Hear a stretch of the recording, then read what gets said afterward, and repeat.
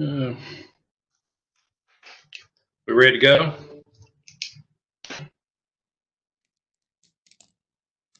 Ready when you are. Okay. My clock says 7 p.m. and the May 14th, 2020 Farragut Board of Mayor and Alderman meeting will now come to order. Now we're again operating on Governor Lee's Executive Order 16/34 due to the COVID-19 pandemic.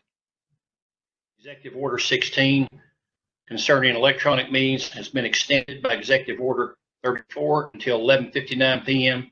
Central Daylight Time on June the 30th, 2020, which at that time it will expire. In accordance with the executive order, live access to the virtual meeting is made available through Charter Channel 193 or TDS Channel 3. During this period of time, all citizen agenda or forum comments and questions along with the name and address should be emailed to the comments townoffarragut.org and should have been received by 12 p.m. today in order to be included in the record of this meeting.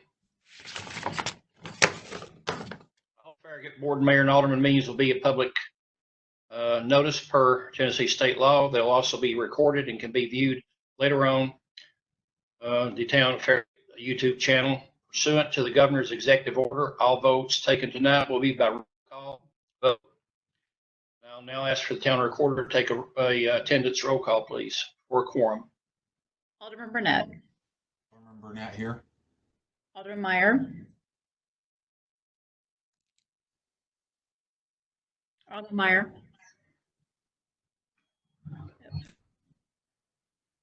Scott, we can't hear you. Oh, sorry. I just unmuted you. Oh, hey.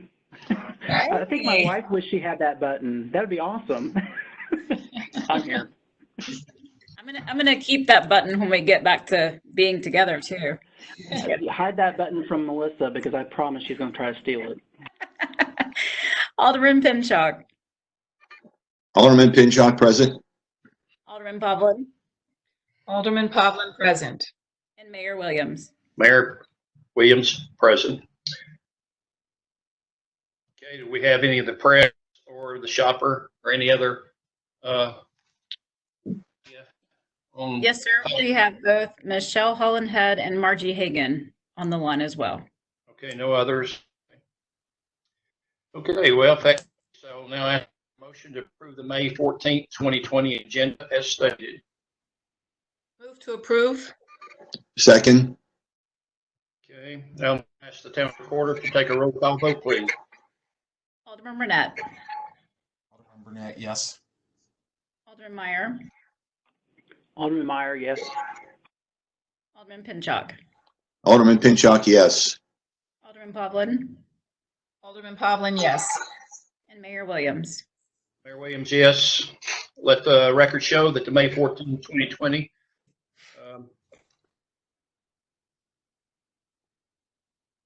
it's been approved. Excuse me, very wrong on that. That's not the May the 14th. That is actually tonight's agenda. I'm sorry, it is May 14th. The minute, okay.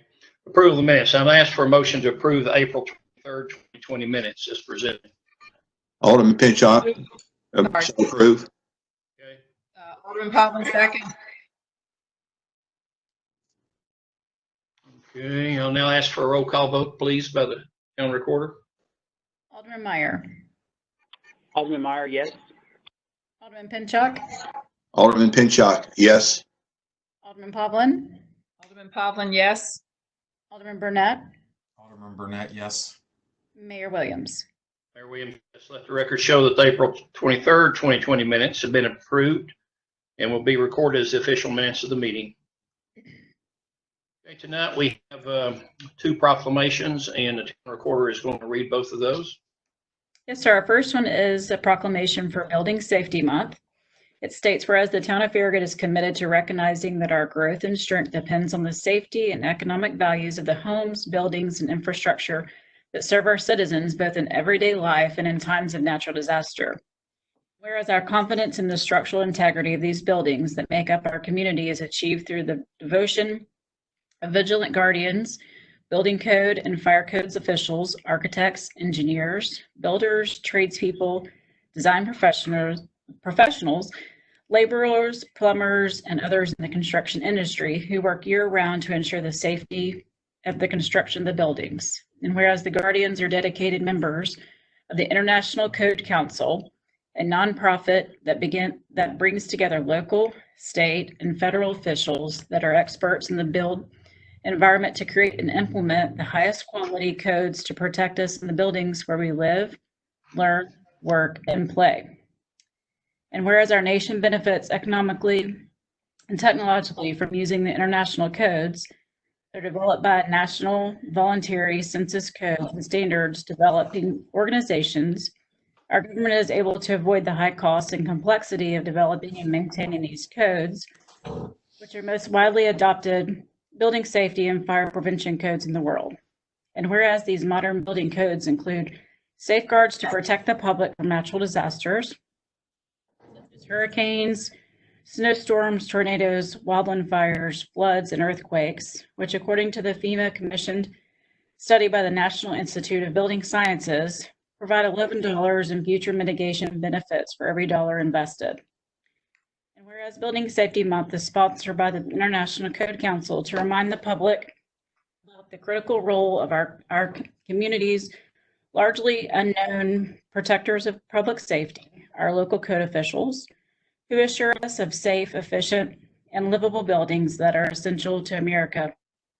And whereas safer buildings, safer communities, safer world, the theme of the Building Safety Month 2020, encourages all Americans to raise awareness about the importance of safe and resilient construction, fire prevention, natural mitigation, disaster mitigation, and new technologies in the construction industry. Building Safety Month 2020 encourages appropriate steps everyone can take to ensure the safety of the built environment and recognizes the implementation of safety codes by local and state agencies has saved lives to protect homes and businesses. And whereas in observance of Building Safety Month, our community is asked to commitment and improve building safety and economic investment in home and in the community, and to acknowledge the essential service provided to all of us by our building code staff and other agencies. Now, therefore, Ron Williams, the mayor of the town of Farragut, does hereby proclaim the month of May 2020 as Building Safety Month. Okay, that's great. Next will be the Kids Day proclamation. Yes, sir. Whereas May 16th, 2020 is the 10th Kids to Parks Day organized and launched by the National Park Trust, held annually on the third Saturday of May, is now called Parks to Kids Day. And whereas the Parks to Kids Day empowers kids and encourages families to embrace what they can do outdoors in America's parks, public lands, and waters. And whereas we should encourage children to lead a more active lifestyle to combat issues of childhood obesity, diabetes, and hypertension, and where Parks to Kids Day will broaden children's appreciation of nature and outdoors. Parks to Kids Day will recognize the importance of social distancing while enjoying the benefits of the outdoors during the COVID-19 crisis. Therefore, Ron Williams, Mayor, does hereby proclaim May 16th as Parks to Kids Day. And we participate in this every year. Thank you, Allison. Next will be the mayor's report. And I want to start out by thanking all of our Farragut business owners who survived the shutdown and are back open again, ready to serve our citizens' needs. I was able to make the rounds last week to see if everyone was prepared for the Knox County Health Department's Phase 1 reopening regulations, and I'm happy to say, without exception, 100% were ready to go and welcoming customers. This is time, if there ever was a time to shop Farragut and support our local businesses that support you.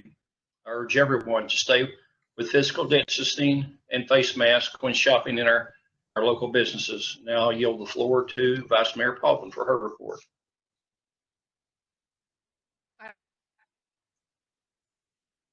Sent you an email earlier to let you know that the school board was voting on potential property for purchase for the new Northwest Elementary School.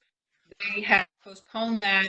They're going to traffic study first, and then I'm not entirely sure when it will. I will let you keep informed as I know it. And I'm not sure if you were paying attention, but they did reverse course on their graduation plans. They will be holding it probably end of June, early July, and attendance. I assume that means parents will be able to attend their children's graduation. So they reversed course on that, and we were all very thankful. Those were the only two things I had to report. Thank you, Vice Mayor Poplin. Next will be a report by Alderman Burnett. Thank you, Mayor. Last Thursday, the town of Farragut was able to recognize some true heroes in our community. We had the opportunity to acknowledge the outstanding physicians, nurses, employees, volunteers, and hospital leadership at Turkey Creek Medical Center for their service and for the sacrifices they've made, especially over the last couple of months with the coronavirus pandemic. These brave men and women are risking their own lives and that of their families to ensure that all patients are taken care of. And the Board of Mayor and Aldermen and town staff wanted to take a day to recognize these healthcare heroes, to say thank you for all you're doing to keep patients safe and healthy, and our thoughts and prayers are with each and every one of you. So I think it was a fantastic day, and a couple of people that I wanted to acknowledge for helping make that special day happen was Bud McKelvey, Jeff Williams, and Brian Shipley for putting up all the wonderful, encouraging posters that were submitted. I want to thank the Farragut schools for getting teachers and students involved in this effort, making the encouraging posters. I wanted to thank Wendy Smith for the PR, getting all the information out about supporting the event. I wanted to thank Captain Brad Hall with the Knox County Sheriff's Office and Fire Marshal Dan Johnson for coordinating the First Responders Parade as a show of support for the healthcare workers. And a special thanks to David Smoke for taking my idea and coordinating an amazing event for the Healthcare Workers Day at Turkey Creek. So thank you, board, for all the support that we were able to come together and show that great medical center. And from all the comments and feedback I received, it was very well received, lifted the spirits of a lot of the healthcare workers there. So thank you, and back to you, Mayor. Thank you, Alderman Burnett. We really all had a great time out there, and we all had masks on. So, okay, any other aldermen have anything to report? If not, then we'll move on to our 4 business item. The approval of Resolution R 2020-4, resolution for the governor's local support grant as stated. Mayor, this is a grant that we received information about from the state of Tennessee toward the end of just about 2 months ago now. We knew that the governor was putting some money in the budget to help with cities being able to do some projects, and right before the legislature left in the end of March, 1st of April, they allocated some additional funds. So this grant is this resolution is the first step in requesting that grant money from the state. This resolution just basically requests the money. In total, we would be up for approximately $536,000. We're asking that it go toward the Virtue Road project. We have that project ready to bid as soon as we get confirmation from the state that we have been approved for this grant dollars. Then we will we'll put that out on the street and get those back as soon as we can. So with that, I would just ask for your approval of Resolution R-2020-04. Okay, to approve. To approve. Second. Alderman Pinchot, second it. Okay, we'll first have any citizens' comments or questions to be read in concerning this business item. We do not have any comments for this item. Okay, then I'll open the floor to each alderman for discussion, and we'll start off with Alderman Meyer. Alderman Meyer, pass. Okay, thank you, Alderman Meyer. Alderman Pinchot. I think this was very well done, and I'm glad we're supporting it. So I have no other questions or comments. Thank you, Alderman Pinchuk. Alderman Burnett? Alderman Burnett, no further comments. Okay, thank you, Alderman Burnett. Vice Mayor Pavlin? David, do you know how much is in this fund? Well, the allocation for the town of Farragut is up to $536,000. We obviously have a project that's around $3.6 million. So there's no match to it. It's just 100% funded as long as they approve your project. And the Virtue Road project meets, in my mind, meets the requirements of that. Okay, so we're not requesting $3.9 million. We're just requesting, that's what the project is valued at. What are we doing? I guess that's what I'm asking. What are we requesting? We're requesting the monies that are allocated to us for this year of $536,000. We're requesting it for the Virtue Road project, which is approximately a $3.6 million project. So those monies will go toward that. Basically, those will help offset some of the cost of Virtue Road. Okay, well, I guess that's my confusion then, because the third whereas in the resolution says, whereas the town of Farragut is requesting $3.6 blah blah million for construction of phase 1 in the spending category of road projects. I know that's how much the road is valued, the project is, but that's not what we're going to get from the state. No, ma'am. So we're going to ask for everything and know we're going to get $536,000 ultimately at the end of the day. Okay. Just needed clarity on that. Thank you. Yes, ma'am. That's all I had. Okay, thank you, Vice Mayor Pavlin. I have no comments, and it's not sounding like we have any amendments to the motion that's on the floor. If none, then I will ask county recorder for a roll call vote, please. Alderman Pinchuk. Alderman Pinchuk, yes. Alderman Pavlin. Alderman Pavlin, yes. Alderman Burnett. Alderman Burnett, yes. Alderman Meyer. Alderman Meyer, yes. Mayor Williams. Mayor Williams, yes. Let the record show resolution R 2020-4 has been approved as stated. Next, the approval of resolution R 2020-5, resolution concerning 5G wireless facility. Mayor, thank you. Our last meeting 2 weeks ago, the board had discussed the possibility of doing a resolution to send to our federal officials and state officials regarding the 5G wireless technology and requesting some additional studies be done regarding the health effects of that technology. I know you would ask Town Attorney Tom Hale to work on the draft of that, and Tom's here to be able to answer any specific questions the board may have. But ultimately, this would be things that the Board of Mayor and Aldermen would send out to those officials to let them know that we have concerns about the technology, and we would just like them to try to address those going forward. So with that, I'll be happy to try to answer any questions, but certainly Tom's on the WebEx, and he can answer any questions as well. Okay, with the motion. This is Alderman Pinchuk. I'll move for approval. Okay, we Alderman need. Meyer, second. So that was Alderman Pinchuk. Yes. Okay. And Alderman Burnett. Alderman Meyer, Oh, Meyer. second. Okay. Now, at this point, to ask if there is any citizens' comments that needs to be read in as far as questions or comments concerning this discussion, this business item, and we'll ask the town administrator for his read this in, please. All right, yes, sir. We have two citizen comments tonight. The first one was from Wayne Hyder. He's at 11404 Gates Mill Drive. It says, I request that you vote in favor of Resolution R 2020-05 concerning 5G wireless facilities during your meeting on May 14th.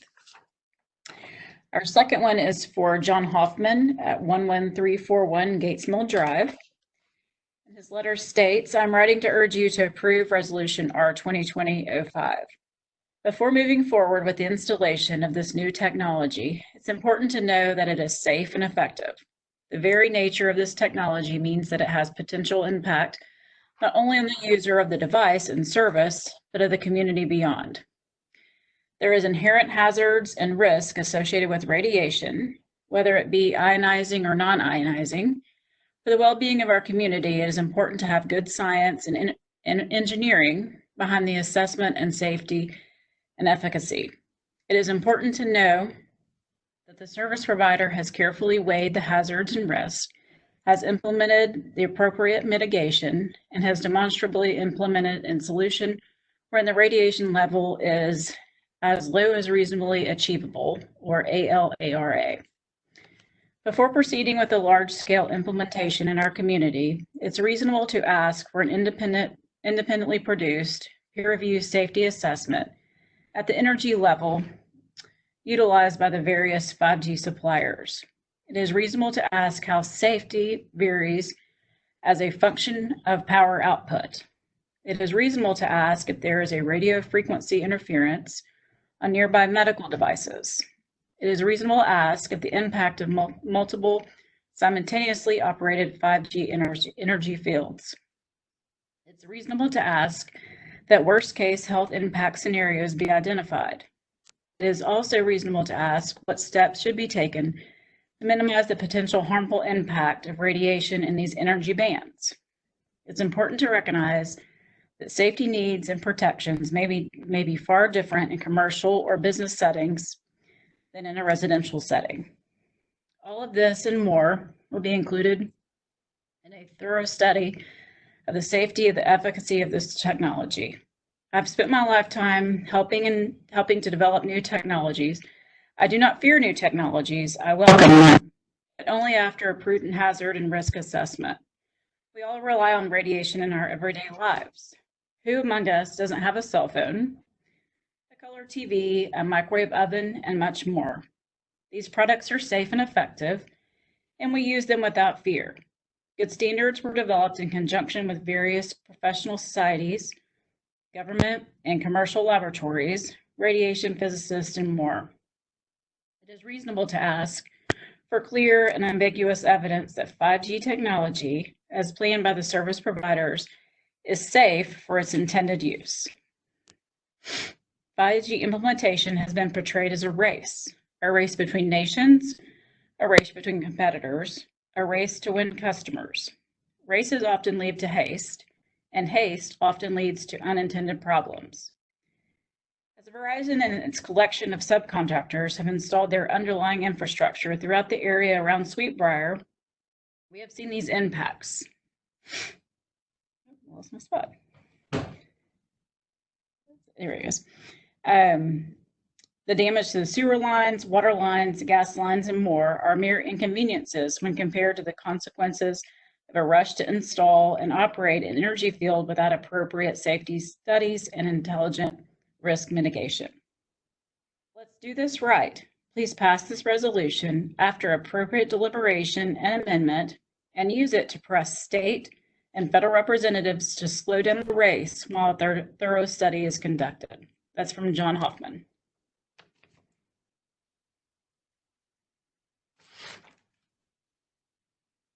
And that concludes the citizen comments for this item.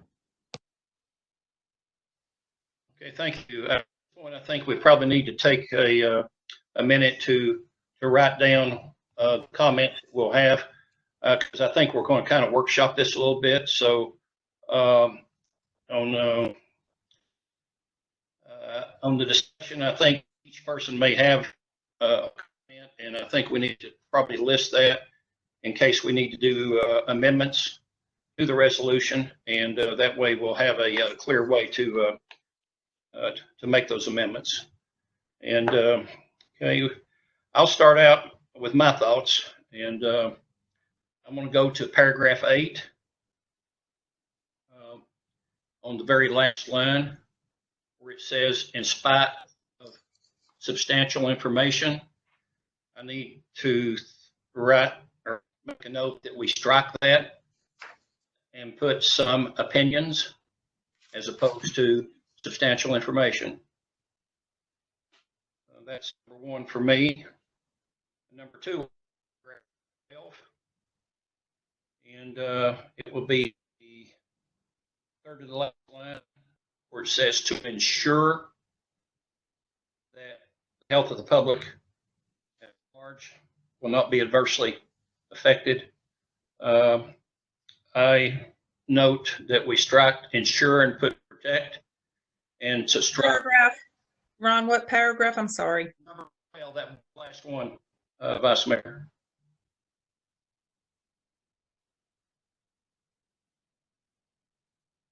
Everybody with us on this? Yeah. Okay. Yes, sir, I'm following you. Go ahead and say what your changes were for that paragraph. I apologize. Okay, it says further study or advocate to ensure that. I say that we strike that and put protect instead of ensure that. And where it says adversely affected by long-term exposure to radio frequency, I move to strike and long-term and just have exposure. I think when you say long-term, that's kind of an open-ended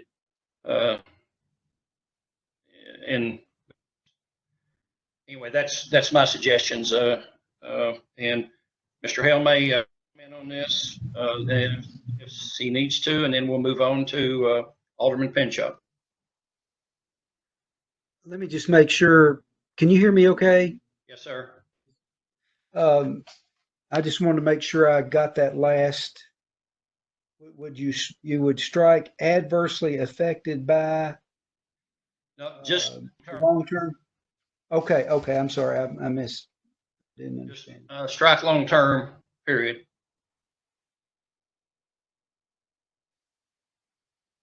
Okay. You got that? Yes. Yes, sir. Okay, thank you. That's all I have, and we'll at that point move on to Alderman Pinchot for his comment. All right, this is Alderman Pinchot. I actually have no changes to the resolution. Tom, I think you did an outstanding job, and I really appreciate your efforts at this. Mayor, I agree with your changes. I don't have a problem with either one of those. Basically, what I want to say is I believe it's reasonable to ask that we slow this whole process down, and that's why I'm for this resolution.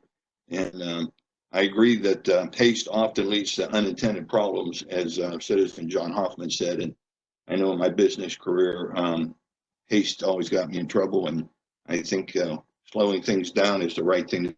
So I agree with this, and I have no other further comments. Okay, thank you, Alderman Pinchot. And let's see here, we will move on to Alderman Meyer.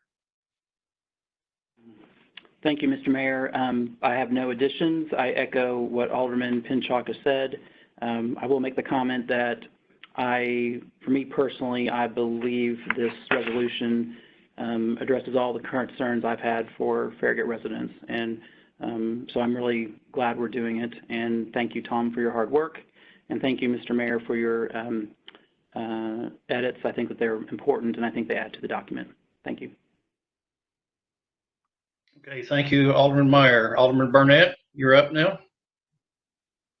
Thank you, Mayor. I echo previously said comments. I think Tom did a great job with this document. I don't have any other changes personally, and I'm good with the 3 changes that you outlined. Okay, thank you, Alderman Burnett. Vice Mayor Pavlin. I have one issue I would like to pull out and make, and I don't know where it would go in this resolution, but it's with regard to the implementation of these small cells in residential areas. We're going to be, we're looking at specifically Sweetbriar, we're looking at putting in light poles and with antennas on them, and they can be lower than the 40 feet. I'm assuming I've heard they have to be at least 20 feet, 25 feet off the ground, the antenna portion. But 25 feet is a lot closer to the ground than 40 feet is. And especially in people's driveways, because these will be along the property lines, and sometimes those are people's driveways where kids are bicycling. And I would like to make it clear that they are bringing in a technology into the residential neighborhoods closer to the ground than the technology so far has been. So that's my concern. It's one thing for us to be experiencing it as we're going through the commercial district or the major towers that are way high off the ground. It's another thing when you plop one in a residential area where we spend time outside, we spend time in our driveways, we spend time in our kids ride their bicycles in the driveway. And if you're in a cul-de-sac, you ride your bikes in the cul-de-sac. So I would like to specify that, or maybe it's just a phrase of in particular in residential areas where infrastructure or the antennas are lower to the ground. Do you understand what I'm getting at, Tom? I do. And let me make a suggestion. On page 2, in the third whereas clause, where it says, whereas due to the inherent change brought about by 5G technology, which brought differences in the radio frequency emissions in both the proximity of sources of the emissions to the public and the types of emissions. Maybe we change that. That's a rather sterile sounding phrase there. What if we change that to say in both the closeness of the sources of the emissions to the public in residential and commercial areas, something of that nature. That's what that whereas clause is supposed to do, is to point out the idea that they're closer to the people and there's more of them, and it's of a different kind of wavelength. And therefore, with those three differences to what we are used to or what they looked at in 1996, it does make some sense that we gather a little more conclusive information about whether those changes are material to the health effects. That works better. That needs to be, that we need more clarity in what it is we're asking for them to do. And I know we're sending this both to the United States and then state of Tennessee. I know the New Hampshire through Keene, New Hampshire. New Hampshire has set up a commission to review. I don't know if they've done I don't think it's doing the Department of Health.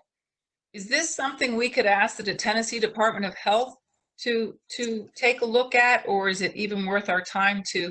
I don't know that the General Assembly is even inclined to do that, or ask that of them. But I get this feeling that as they start to implement these in suburban residential areas, we're going to start hearing from a lot more municipalities and counties, for that matter, with regard to this. Mm-hmm. So is that something does that require a separate resolution? Is that something that does that require something we have to, I know the FCC has to do its part. They do. We can, I guess I've been a little bit hesitant to try to tell them the best way for them to approach halting the deployment until they've done the job. There could be, I mean, if they would just do their job under the NEPA, I think that, and again, I would emphasize one thing that I learned between the last meeting and this meeting, and that is the contents of the order that the FCC entered in November of 2019, which basically, and I tried to get it in here, I saw that, yeah. but basically, they did not, they looked at, they said we need to consider whether we need to do the study. They gathered comment. They looked at the comment. They concluded that the comment wasn't persuasive, the adverse comment that suggested they needed to change their standards. And on the basis of the fact that they were not persuaded by the commenters' contentions in those filings with their inquiry, they just decided, well, we're not persuaded that we need to review our changes because nobody has told us that there was a real need to do it. And again, I'm confident that there was plenty of material submitted or in front of them where some scientists were, and they acknowledged they got some scientific information, they just weren't persuaded by it. Well, I'm not, to my way of thinking, that's not really doing what what the law suggests you're supposed to do. They won't allow us to do it. Then it seems to me, as Mr. Hoffman says, it's reasonable to ask them to do it. And how they want to go about doing it, I think the real trick here is going to be, the governmental entities will get it, but I think our elected officials, we're going to have to get it in the hands of our representatives, and hopefully that will spur some creative thinking at the level where they are to try to bring about what we're asking. And it either will or it won't. And I know that Tim Burchett seems to have been somewhat concerned about it. He's received a letter from the FCC. Don't know what his idea is about it, but those are the kind of people that are going to help us get something done if it's going to get done, in my view. But I'm happy to rewrite that section, that sentence there to highlight the differences that I'm talking about in a little more explicit terms. I think that would be an improvement. Do we need to take a recess for a few minutes while you do that? Or is that something the board agrees to just let you work on? Well, or if you want to wait, if you want to go ahead and do your other business while and come back to this, maybe that would be the more time efficient thing to do. I'll be happy to do it that way, or either way. So what do you really? It's your resolution. I'd really rather you all be very comfortable with the wording rather than having me delegated the job of writing it. And I agree. I'd like to give you some time. What do we do? Amend the making a move to amend the agenda? David, is that how we handle it? You can simply just make a motion in a second to defer this item to the end of the agenda, and maybe that'll give Tom time to work on it between now and then. Okay, I'm going to make a motion that we defer this business item to the end of our agenda for this evening. Alderman Pinchot seconds that. Okay.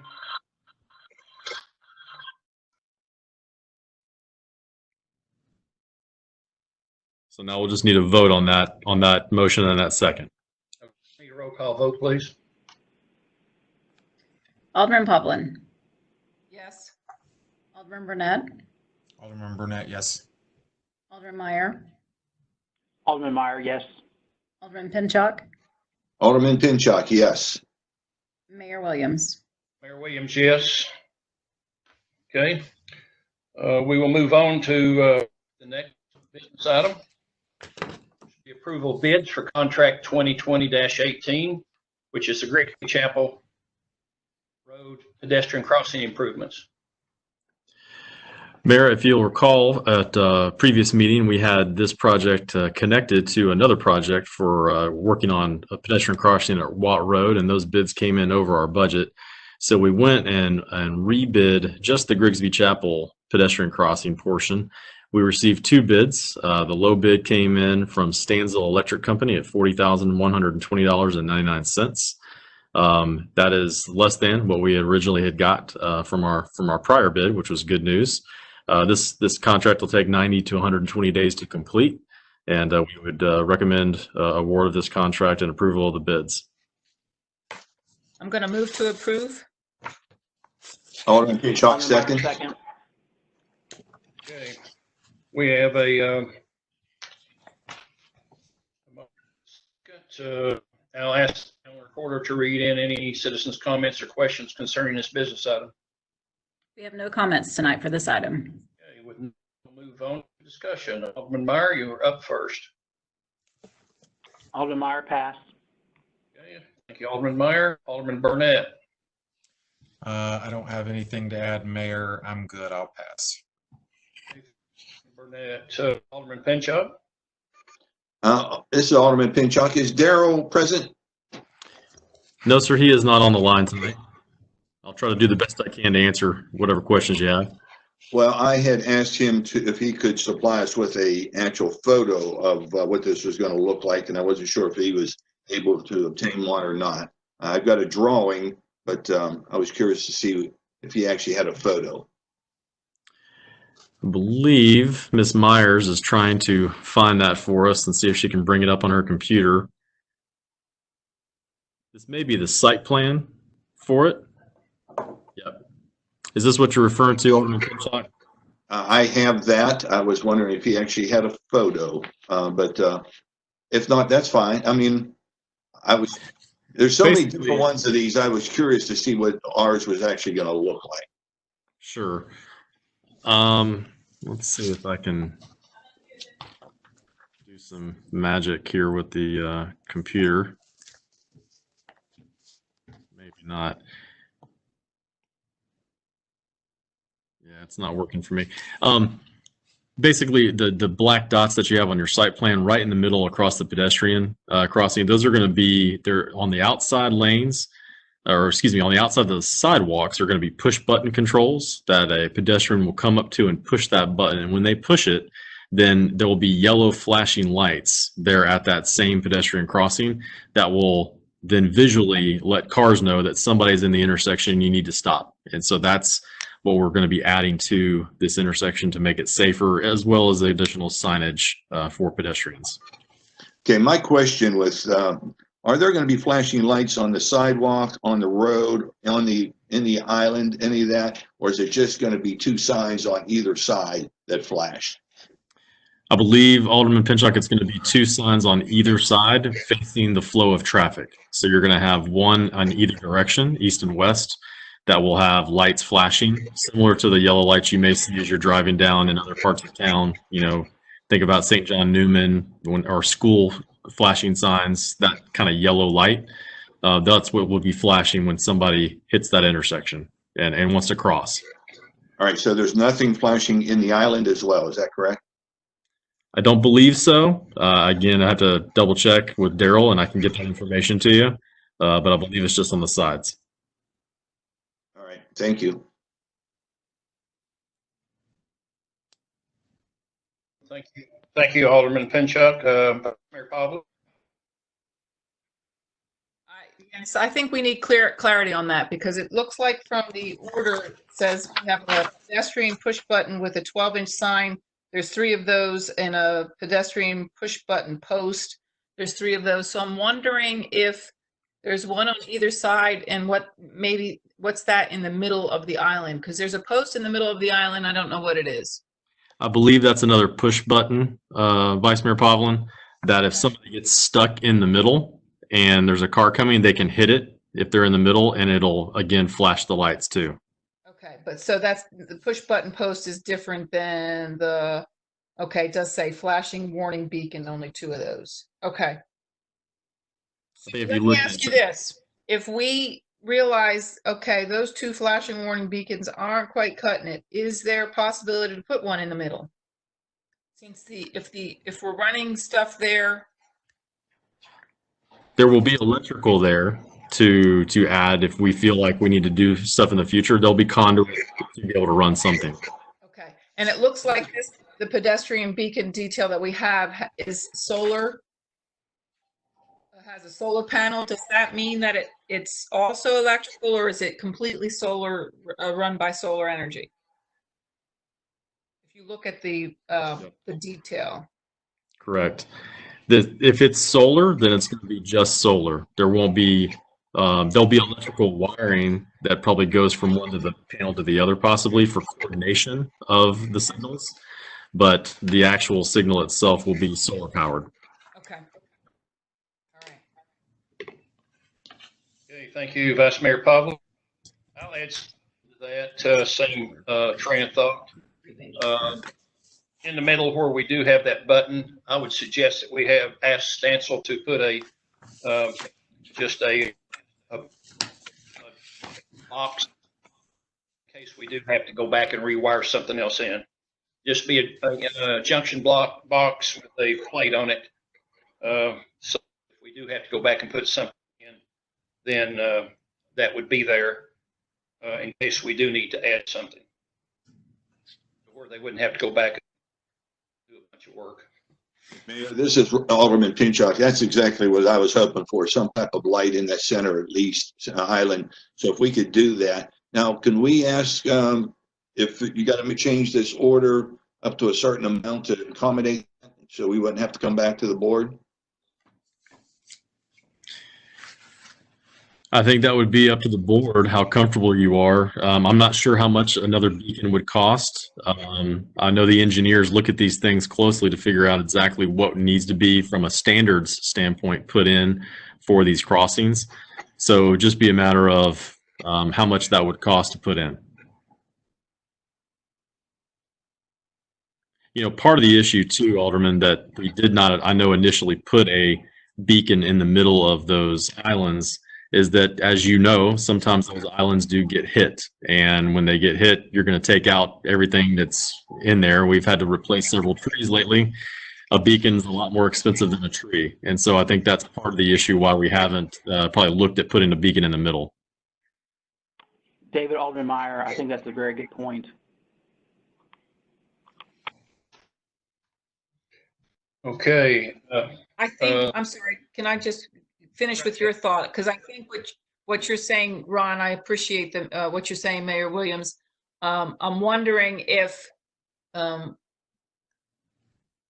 guess what I'm thinking is, I know on Watt Road, we're going to be putting something over the entire road. Oh, I forget what we're using, but I'm wondering if this fails or it's not effective enough, and it certainly would take us some time to decide whether that is or it isn't. Upgrading that to the crosswalk like at Watt Road, what would that look like for costs? Is it a whole new, obviously with the mast arm, that's a 15 feet deep. They have to put the concrete to put the footing for something like that. I mean, that's a completely different construction. Is it right? Is that right, David? Yes, ma'am. The only reason we're looking at a mast arm on Watt Road is because of the sight distance and the speed coming over the hill as you're coming into town from the interstate. You need to be able to see that light earlier than you would if it was just on the ground, basically where these are at Grigsby Chapel. I believe the sight distance, the engineers have looked at it and feel that the sight distance is much better to be able to see this flashing beacons clearly from both directions, east-west on Grigsby Chapel. So that's why they've allocated monies to go toward just the side flashing beacons at this time. Yeah, this is Alderman Pinchot again. After this conversation, I'm fine with the proposal as it is, and I think we just need to take a good long how this works, and you know, if we need to make changes, do it down the road. But I'm fine with the proposal now as stated. I agree with Alderman Pinchot. Hey, Alderman Burnett, you agree? Yes, I agree. Okay, Alderman Meyer. Alderman Meyer, I agree.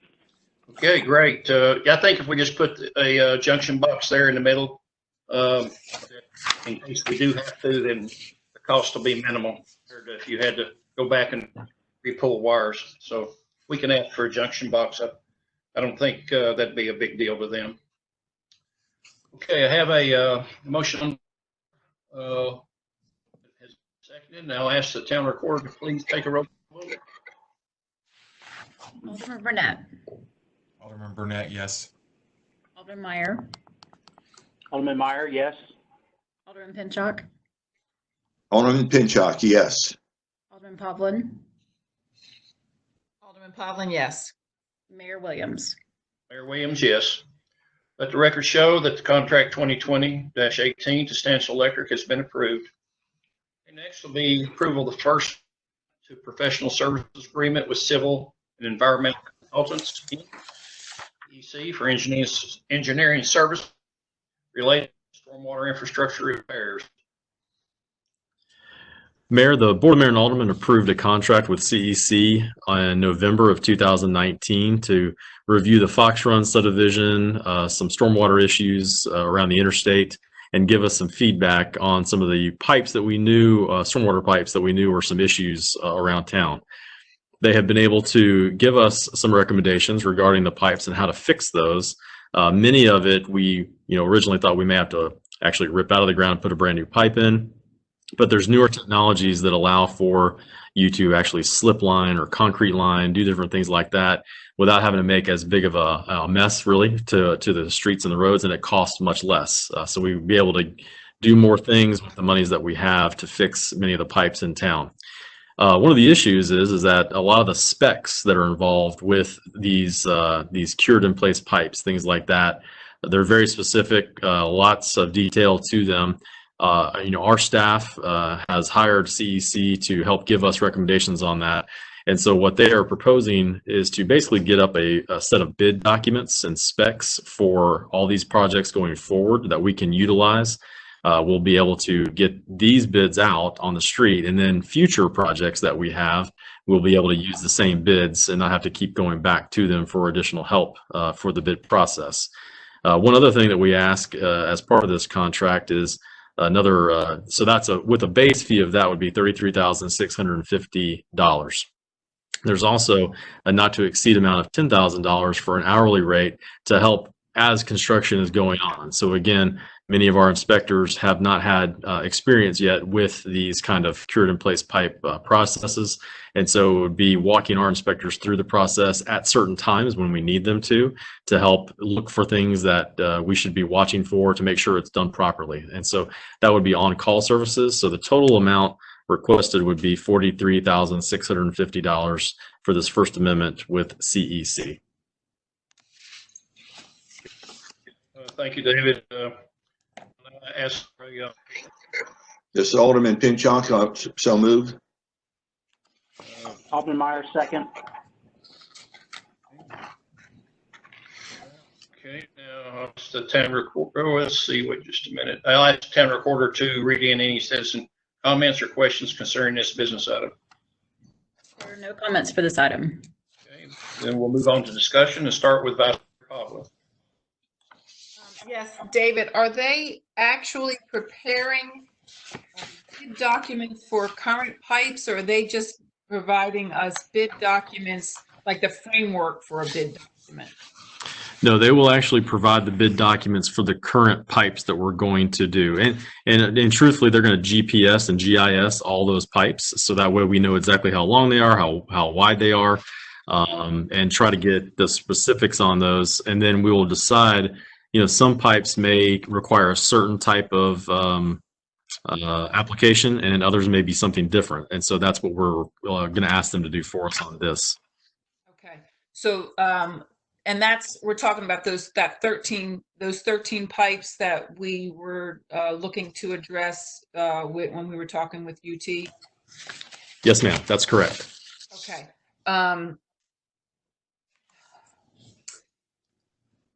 Going forward, obviously, every pipe we have is they're going to look at them differently to say, okay, this one needs to be slip line, this one needs to be, because of the size of it, I understand the size of it tends to dictate the material you're going to use. And how long Are we going to get if we do this, this pipe should be good for this length of time?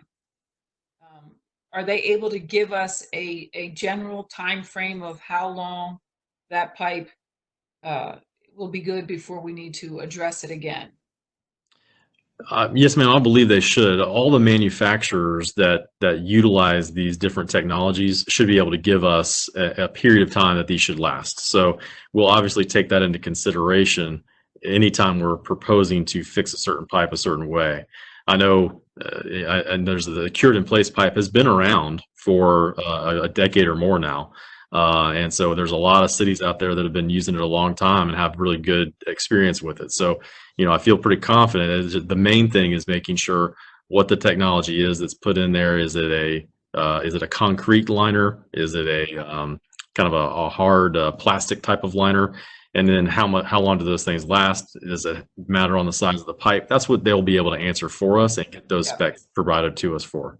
I guess what I'm getting to is just like our roads, we'll have another document or something that this information is on, so that we are understanding that this is now an ongoing thing that we're just going to be monitoring, and understand that these ones as they come up need to be looked at.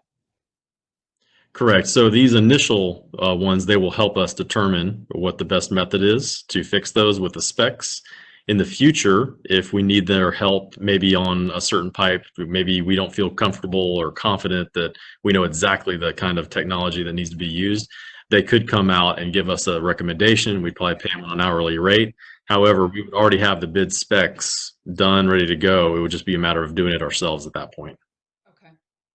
All right. That's all I had. Thank you. Mm-hmm. Okay, thank you, Mayor Coughlin. Alderman Pinchuk, you're up. This is Alderman Pinchuk. Point of clarification. Alderman Pavlin mentioned 13. The write-up here says 22 existing pipes. How many pipes what's the correct number? Well, I have a feeling 22 is the correct number. They've looked at Fox Run now, and they've looked at the interstate, and so they've been able to assess more pipes. I have not seen their final report yet. I think Daryl and his staff are still reviewing that. But initially, they're looking at roughly 22 pipes they feel need to be done at some point in a time frame sooner than say 10 years or something like that. Sometime soon we need to get to those. Well, it just seems like a fair price at $33,000 for 22 pipes. So, anyways, I'm all for it. Good, thank you. Thank you. Alderman Meyer. Alderman Meyer, pass. Thank you, sir. Alderman Burnett.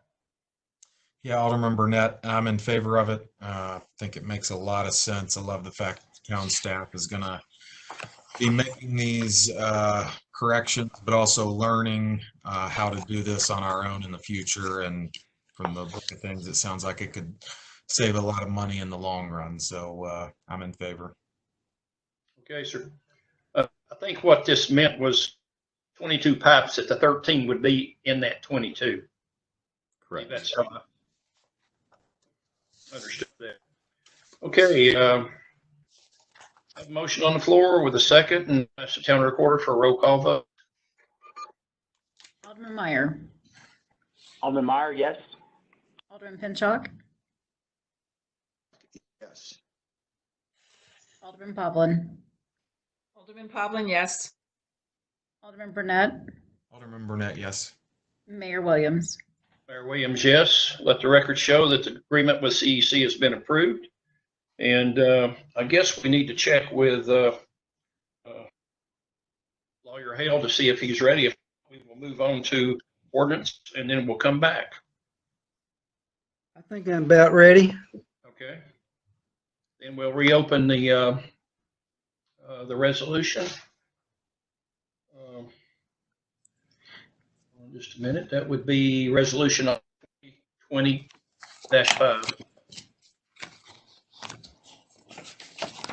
Okay. Let me read you what I have come up with to substitute for the third whereas clause on page 2.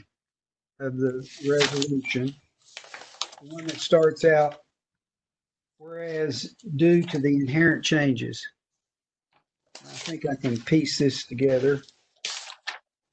Whereas due to the inherent changes brought about by 5G technology that include new antenna that will be installed throughout all areas of the town and which are the sources of radio frequency emissions, will be emitting a different type of radio wave from the tops of many more poles, which are much closer to the residents of the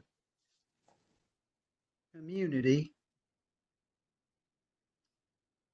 comma, there is substantial disagreement among the experts in the field about the possibility of health effects, or about the possibility that health effects will result from the deployment of the massive number of 5G wireless facilities contemplated by the industry, as well as whether the current, outdated FCC regulations are adequate to protect the public health. That was not the smoothest, but I think that captured the idea. Okay, then we'll take that as the amendment then. Is that okay, David? Louise, is that what you had in mind? Yes, it's very clear language, and it makes it clear to the layperson that that's what we're asking for. Okay. I appreciate that. No problem.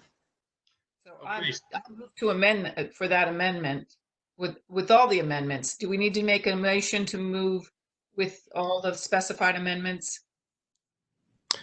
Yes, you would need to go ahead and make a motion and a second on the amendments. And then once you vote on the amendments, come back to the original motion and vote on that as well. Okay. Can I just do some typo stuff? In the fifth whereas on the first page, last sentence, it says, from any regulation on the basis that radio frequency emissions may have an adverse environmental and health effect. Okay, I'm sorry, that doesn't need to be fixed. I thought that was an S, and then I realized you have an and. Okay, forget that. Thank you. Okay, so our amendment will cover paragraph 8, paragraph 10, and paragraph 12. That's correct. Do I need to repeat these to go with what Tom has repeated? David? No, sir. I think if he's read it into the record and you're comfortable with it, then it would just need a motion and a second on the amendments. Okay, I move to approve with the amendments. I'll second it. Alderman Pinchot. Okay. Then we'll need a roll call vote on the amendments alone. Alderman Povlin. Sorry, Alderman Povlin, yes. Alderman Burnett. Alderman Burnett, yes. Alderman Meyer. Alderman Meyer, yes. Alderman Pinchot. Alderman Pinchot, yes. Mayor Williams. Mayor Williams, yes. Okay, the record show that the amendment has passed. Now we will need to go back to the original amendment, which we have a motion and a second on the floor, and I'll need a roll call vote on that. Alderman Pinchot. Alderman Pinchot, yes. Alderman Povlin. Alderman Povlin, yes. Alderman Burnett. Alderman Burnett, yes. Alderman Meyer. Alderman Meyer, yes. Mayor Williams. Williams, yes. Let the record show that the amended resolution 2020-5 has been approved, 5-0. Okay, now we'll move on to ordinances. We have one, which will be on the first reading tonight. That'll be ordinance 20-05. This is an ordinance to amend Title 5, Chapter 1, Hotel Motel Tax by amending the effective date of ordinance 12-01. Mayor, thank you. I know back in January when the Board of Mayor and Aldermen adopted the occupancy tax for hotels in the town of Farragut, we originally had put that start date as June 1st when hotels would start collecting that. Of course, none of us knew what would happen just a few months later as we're in the middle of the COVID-19 pandemic, and basically travel has halted pretty much anywhere across the United States. So at the last workshop, budget workshop that the Board of Mayor and Aldermen had, we talked about the desire of the board to defer that start date of the tax 3 months. So this ordinance before you would do just that. It would delay the start date from June 1st of 2020 to September 1st of 2020. And so we would recommend approval of ordinance 20-05 on first reading. Okay, I'll ask for a motion. Move to approve. Second. Alderman Meyer, second. Okay, we have a second. And is there any comments to be or questions concerning this particular ordinance? Yes, sir. Okay, if none, then we'll move on to discussion starting with Alderman Pinchot. Alderman Pinchot, I pass. Okay, thank you, Alderman Pinchot. Alderman Burnett, pass. Okay, thank you, Alderman Meyer. Alderman Meyer, I'd just like to say I think this is the right move for our hotels and motels, and I agree with it. Thank you. Thank you, sir. I have no comments. Thank you. Okay, I have none as well. I agree with Alderman. With the motion and second, I'll ask the town recorder for a roll call vote, please. Alderman Pinchot. Alderman Pinchot, yes. Alderman Pavlin. Alderman Pavlin, yes. Alderman Burnett. Alderman Burnett, yes. Alderman Meyer. Alderman Meyer, yes. Mayor Williams. Mayor Williams, yes. Let the record show that the ordinance 20-05 has been approved on the first reading, the 5-0 vote. Okay, next will be the town administrator's report. Mayor, just a quick report tonight. I know we mentioned earlier the governor had issued Executive Order 34, which extends our ability to have virtual meetings until June 30th. Obviously, we don't know yet when Knox County, as we're under a kind of a different set of rules, not for that, but for when we reopen certain businesses in our community. We're in phase 1 right now. We, in fact, had a staff meeting today talk about what that looks like in moving into phase 2 and how to prepare for that.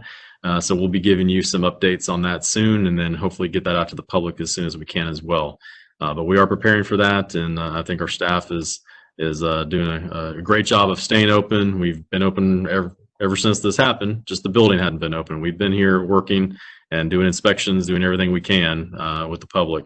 But we just haven't been able to, unfortunately, have our fields open where people can start playing on them and playgrounds and everything else. But I certainly hope we can get there soon. So with that, I'll be happy to answer any questions if the board has any.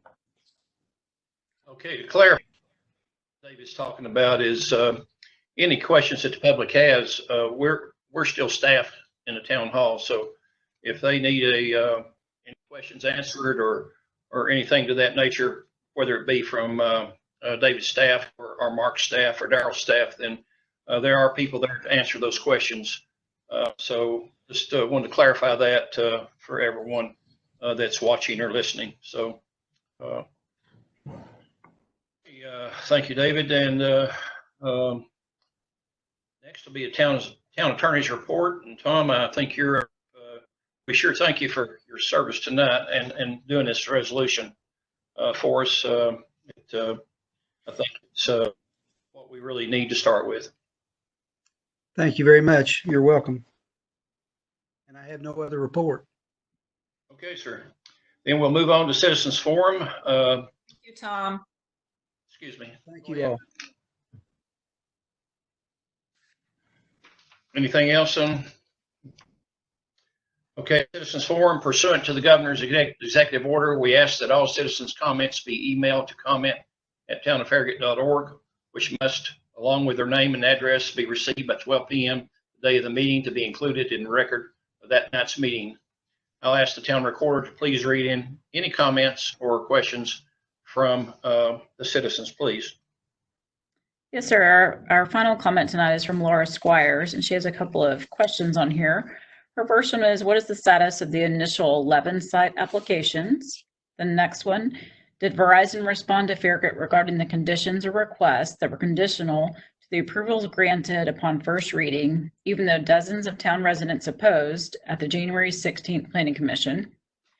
The third one is, did Verizon accommodate the Town of Farragut Planning Commission request as they indicated they would cooperate at least to some degree during the March 4th Utilities Subcommittee meeting in Nashville attended by David Smoke?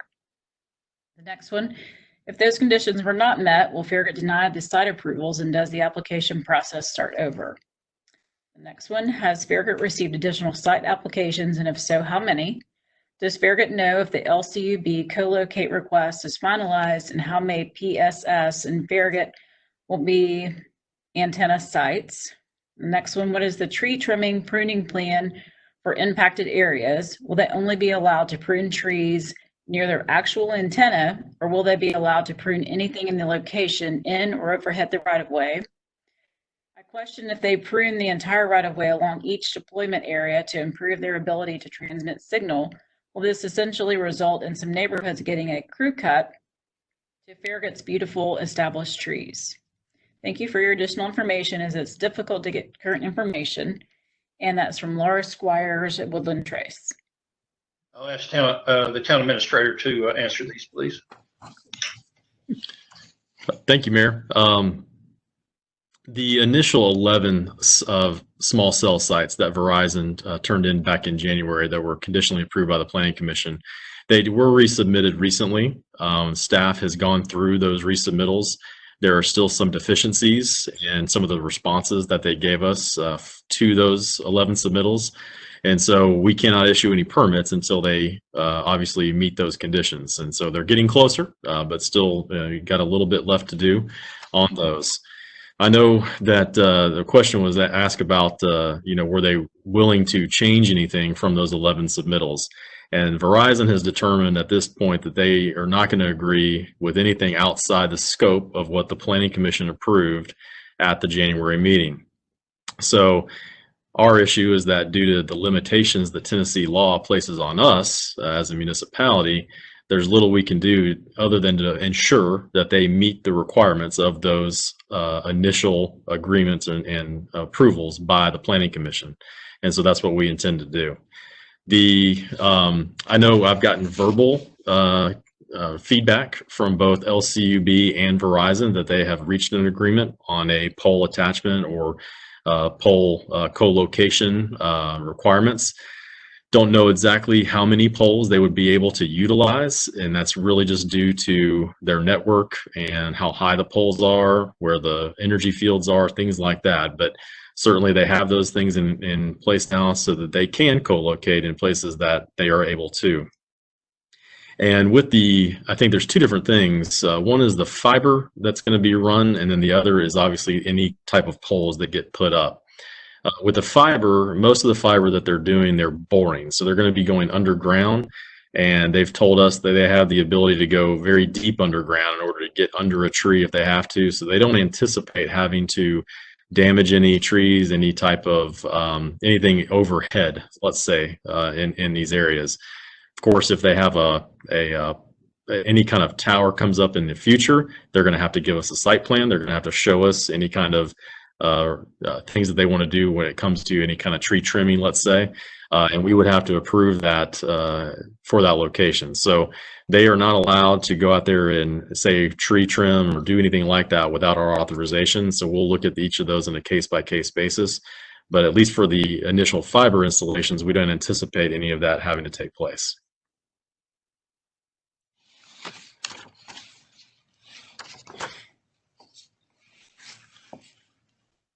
That cover everything?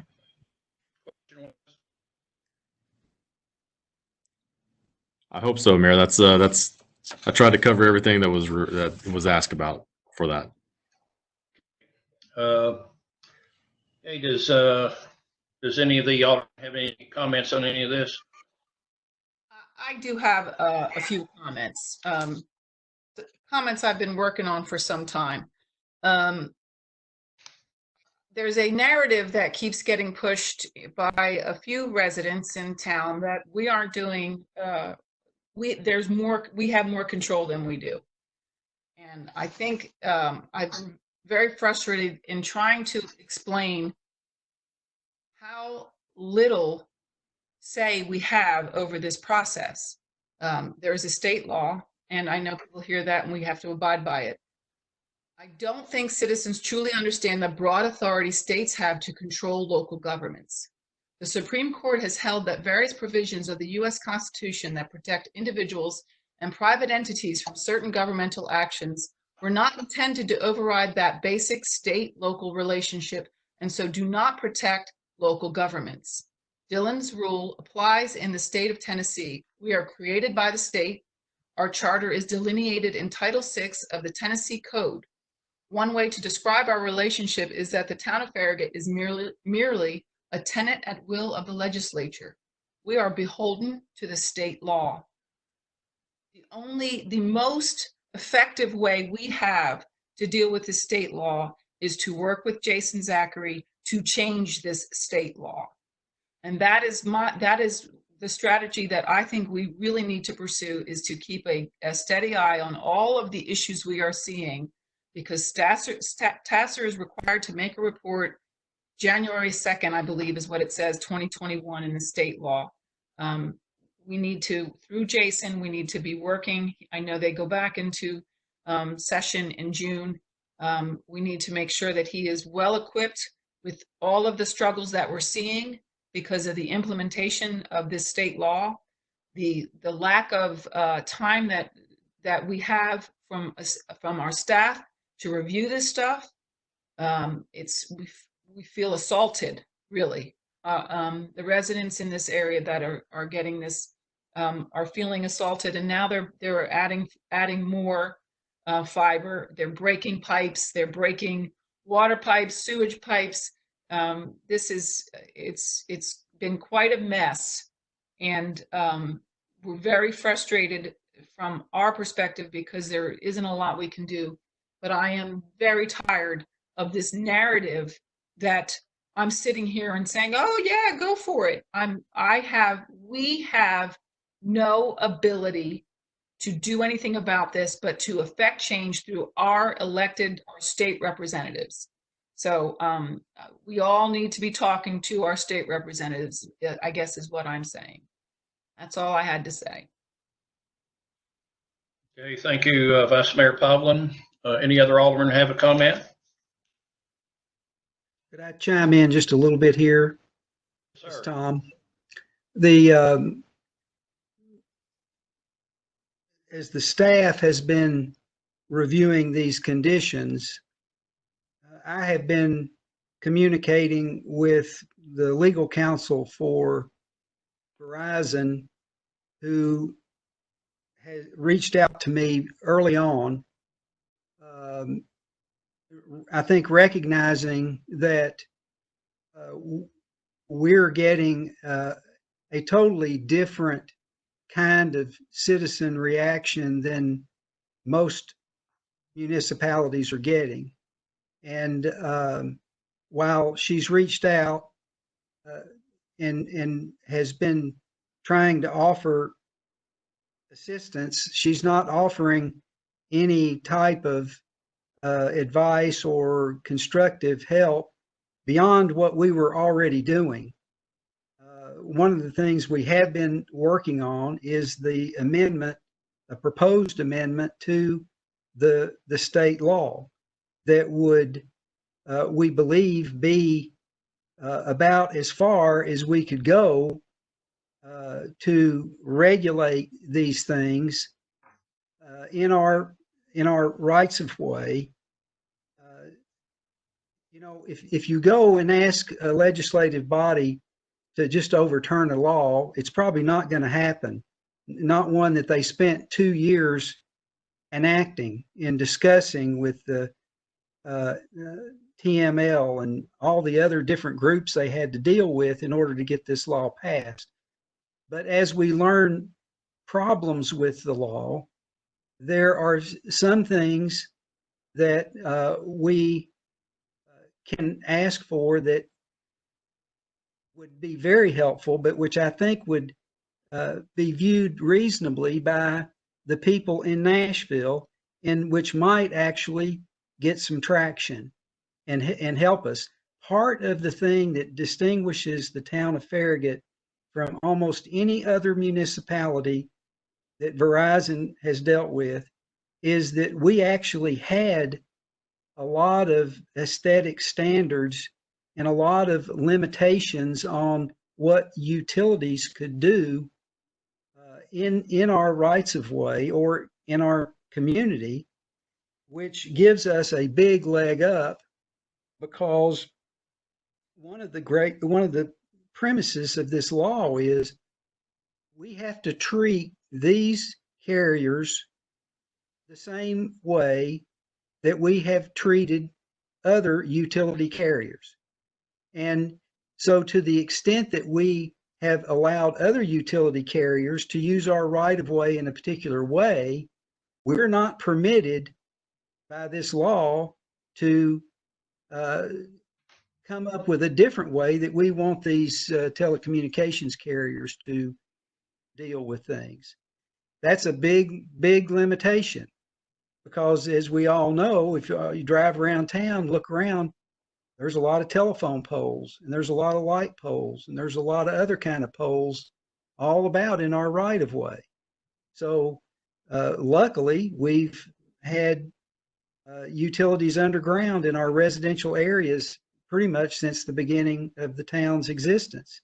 So therein is one area where we are attempting to rely upon our past actions in dealing with utilities to bring about some limitation based on that under this law that has been adopted, and make some changes with that thought in mind. So, Louise, I appreciate your frustration. I think we're all frustrated because the general thought of the public is that somehow the local officials can pretty much stop whatever they want to stop. And the reality is it's the other way around. We can only do what the state law allows us to do. And to the extent that we exceed our authority, we're inviting people who find themselves adversely affected by what we do. We're inviting a lawsuit from those folks, a lawsuit which we would lose. And so this is a very difficult problem on a number of levels. And hopefully, while it's a little behind after the fact to some degree, now that everybody is seeing the effects of what happened in 2018, maybe we will get some sort of revisions that will make it more doable. One of the things that really scares me about this is the fact that there's not just one of these entities that are using the right of way. Like there's one electric company, there's one water company, there's one gas company, there's one of all these other utilities that are getting in and using our right of way, but there could be up to 10 in this arena that we're talking about, and they all could come in with their own systems and want to. But well, that just there's got to be some different way to manage that at the state level. That's just not appropriate to let that many companies come in here and start laying down fiber, and that just is going to be a disaster. They're going to run out of room in the right of way. But anyway, that's all I wanted to add. And Tom, may I add just a little to that, because I did write this out. Title 13, Chapter 24 is the state law that this all is, sections 401 through 412. So 404 is the local option and preemption. And for people understand this. It says any local authority that promulgates limits, permitting requirements, zoning requirements, approval policies, or processes relative to deployment of small wireless facilities shall not impose limits, requirements, policies, or processes that are more restrictive than requirements, policies, or process set forth in this part, in excess of that which is granted by this part or otherwise in conflict with this part. And then Title 13, Chapter 24, Section 412, private right of action. Any party aggrieved by the failure of an authority to act in accordance with this part may seek remedy in the Chancery Court for the county in which the applicant attempted to deploy or has deployed a small wireless facility. The court may order an appropriate remedy to address any action inconsistent with this part. That's all. That tells us as local elected officials everything we need to know about everything we can't do. So I had a suggestion from a resident that we should file an injunction. And on what legal grounds? I cannot send my attorney to take up judicial time on something that we know we can't win. That's you can't. It gets thrown out, and so it's a bump in the road for Verizon, and an embarrassment for us. So I'm struggling, but I'm this is what we've got. This is what we've got to do. I appreciate your input, Tom. I appreciate your guidance. It's been very helpful. Thank you, everybody, for listening to me. Thank you. Okay. I have been also in touch with a lawyer for, I'm not sure which of the citizens it is, but there was a lawyer who called me, and a lawyer I have known for some time, and was asking me about this. And I explained to him what you all were considering and what we have been doing, frankly, over the past 2 years to try to deal with this in the most prudent and designed in a way that will be successful. And he seemed very satisfied with what we were doing, and he recognized that we can't just go out here and half-cocked and run down and ask the court for an injunction. First thing is, Louise notes, first thing the judge is going to ask, well, Mr. Hale, on what authority do you want me to issue an injunction? What is the basis for it? And there would really be no basis for it based on the record as we understand it. And the reality is there's litigation already pending throughout the country. And, if they're not getting it done, then, I'd like to think I could get it done, but I can't get it done if all these other people can't get it done. So I think we need to just stay the course like we're doing and try to be responsive as best we can. We have raised, by the way, the reckless nature of some of this subcontractor work with council. I have a meeting, a telephone conference set up with those folks in the next few days, and we've tried to point out everything we can that we think is going to improve the situation. I'm sorry, everyone. I have one last question. You've said that we have to treat these telecommunication carriers the same as we treat every other utility. Well, we just had KUB come in to the Planning Commission meeting and request they're going to be replacing pipes in Farragut View. They just did Concord Hills, and now they're heading to Farragut View. And we had a whole bunch of questions for them. Why are you doing this? Are you leaving pipes in the ground? We were asking detailed questions. I want to go back to that meeting so I can kind of write down the detailed questions. If I'm allowed to ask KUB these detailed questions, I should be able to ask this carrier these detailed questions. What are they doing? What is it for? Where? I'm a little frustrated that I feel like that they want to be treated like a utility until they're a competitive business. And then they want to say, hey, I can't tell you that's secret information. Well, which one is it? Are you a utility where we get to be informed about what you're doing and why you're here? Or are you a competitive business? And that's what frustrates me about this state law, that they can proclaim that. That's wrong. They should, if we have a question about why they're here and what they're doing, we should be able to ask that question. We ask that a question of every other utility, what they're doing when they come in and they propose projects in our right of way. So that's I'm going to shut up now. Okay. Louis, there's a time limit, so we didn't put you on the clock. Okay, Alderman Burnett, anything from you?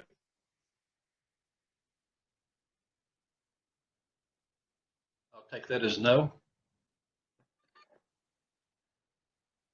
My apologies. Trying to block out the background noise of the kids. Yeah, nothing to add here. Thanks. Okay. Alderman I have nothing further to say. Alderman Meyer. Alderman Meyer, pass.